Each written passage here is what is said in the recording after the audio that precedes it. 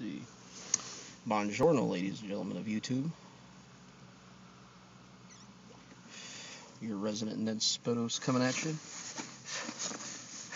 And this cigar ash is really making me mad today. One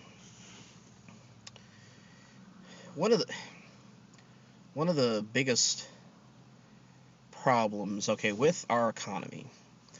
After watching the 60-minute special, well, just regular 60 minutes, of course, but they were showing how the states are, basically bankrupt. I mean, so far in debt, it's not even funny. A lot of certain states.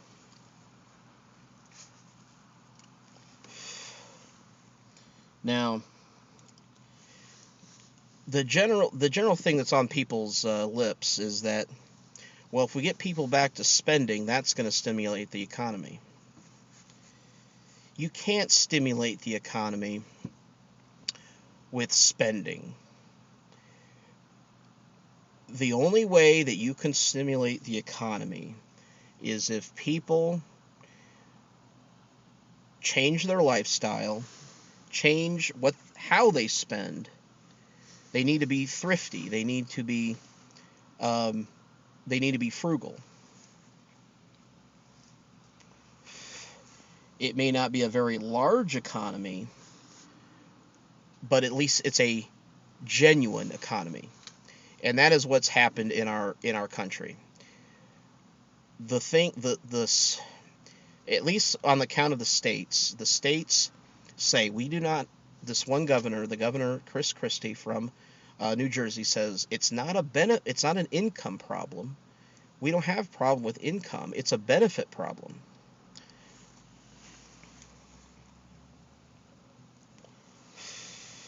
I mean, they're several $billion in the hole. And what it is now, I like unions. I am very pro-union. However, unions in this day and age, as organizations, are they're not what they were back when they were first started. The unions got greedy.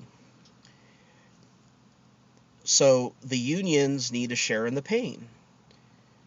People clamoring for money on account of their unions, when they don't have the money to give, when they're billions of dollars in the hole, there's something wrong. And they got to fix it. Because we can't just keep spending recklessly. As an individual, you can't keep spending money you don't have. You can't keep borrowing money and spending it you don't have. That's a false economy. So therefore, our prosperity is false. Or anything, we don't. If you look at Europe, and I know that Europe has had a lot of economy problems, but people are generally modest. It's like you don't need, they're perfectly fine with one big screen TV. They don't need 3 or 4 or 5.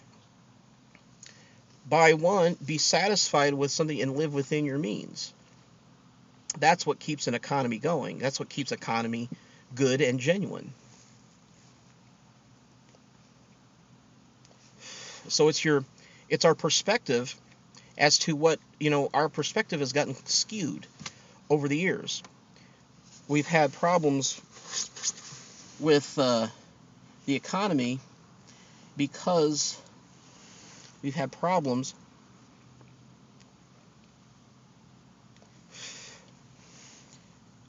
with people borrowing too much money and spending it that they don't have.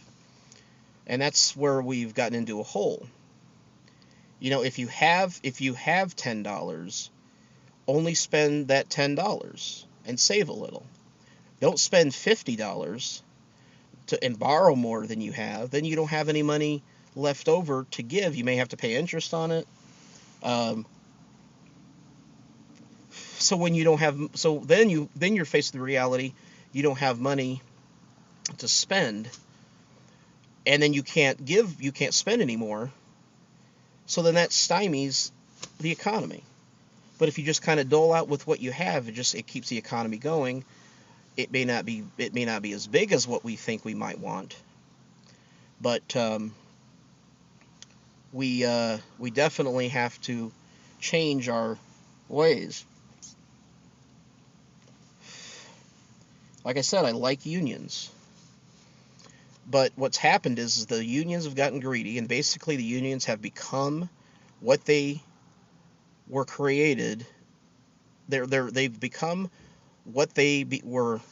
They let's see, sorry. Basically, they've become what the corporations did to them. Now they're doing it to the states, the corporations, and a lot of people who are extremely pro-union. Like people from bigger companies, like manufacturing companies and stuff like that.